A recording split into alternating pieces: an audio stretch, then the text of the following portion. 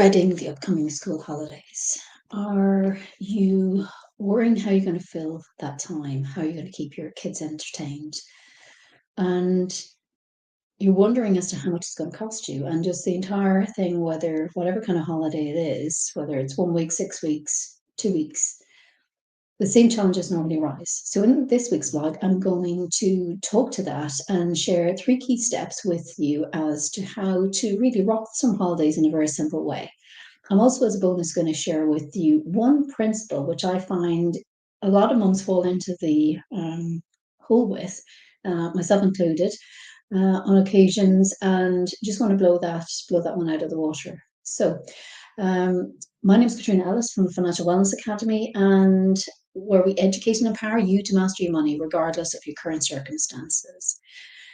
So today's video, we're going to talk to doing school holidays in an amazing way and doing it very simply. And I'm going to share 3 really simple steps to do that. So the first thing is, I'm recording this with a few weeks before the school holidays start.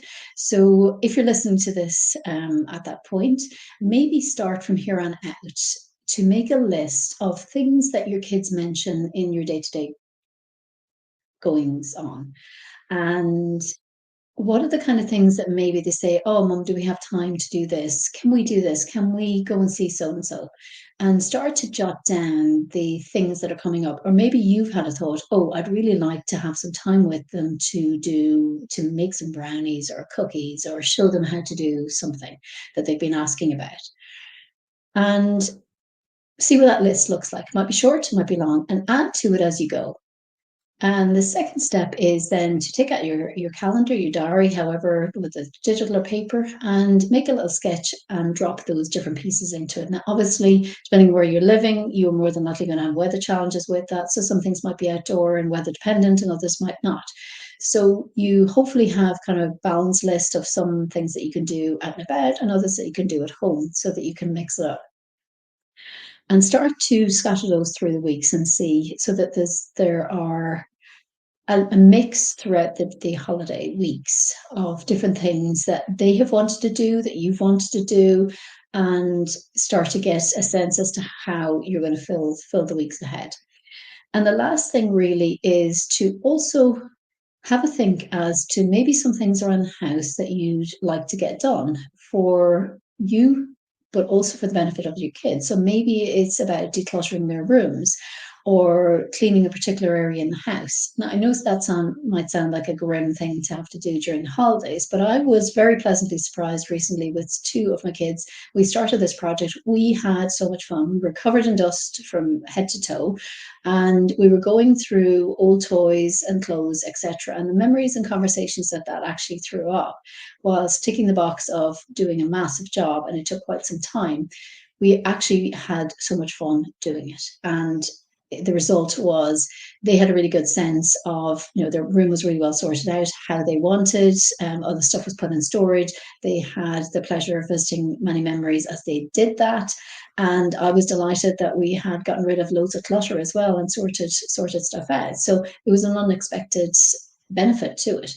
But there might be other things that maybe they're more job-like things that they just need to get done. And I do think personally it's important that kids have a sense as they're not guests staying in the house, they're part of the household, and they do, in an age appropriate way, need to pull their weight. So whether that's putting on a little washing, hanging out the washing, tidying it away, sorting it, whatever, different jobs that are around. And I fell into the trap for a long time of doing a lot of this by myself, and my frustration grew and grew as to, why is it always me? And well, the answer is it's always me because I never did anything about it. And then we started to kind of farm out some of the tasks, and that really spread the load and gave the kids a better appreciation too. So don't underestimate the importance of that. I mean, you might feel that, yeah, it's not something you really want to get the kids to do, but even if it's just 1 or 2 little things that they started to build in their routine, and they understand the load that you're carrying, and you would really benefit from having their help. Now, some of these, and this is very, very grey, some of those types of jobs you might choose to actually give them some money to actually do them. And others you might feel, well, no, they're part of being a household, so we all need to pull our weight. And that really is very subjective. So it's your call as to which way you go on that. But that can also be an additional motivator if there's a little bit of money in it for them to help you with the job or to do the job for you. So that's some food for thought. The bonus I wanted to share with you is that many of us fall into the trap of feeling like we are our kids' entertainer, and we need to make sure that they are entertained for every minute of every day. And I am guilty of falling into that trap occasionally, and previously did it a lot before I had the realization, hang on a second, we're all part of the household, and especially when they get to a certain age, it is absolutely 100% okay to be bored, because the most amazing things can come from children who are bored. And I have seen this time and time again. Sometimes you have to get over that hump of the moaning and groaning and crabbing at you about why they're bored and there's nothing to do, etc. But when you just kind of breathe through it and get on with something else yourself and let that pass, they come up with the most amazing ideas as to what they can do to entertain themselves. It might be quietly in their room. It might be finding a book that they forgot they have. It might be looking through an old memory box. It might be deciding to go out and play with a friend. It might be a myriad of options, but giving them that space to be bored is a gift. And many of us think that we don't want them to be bored because they can get up to all sorts, but actually the benefits to doing that is amazing, and that has a ripple effect, in my opinion, through the rest of their life. Because if we fall into the trap of wanting to make sure that they are entertained at all times, then we run the risk down the line that when they have in their later years and where they're becoming more independent, they can't function when there's nothing to do. They don't know what to do. So this is a skill that you need to almost walk side by side with them on.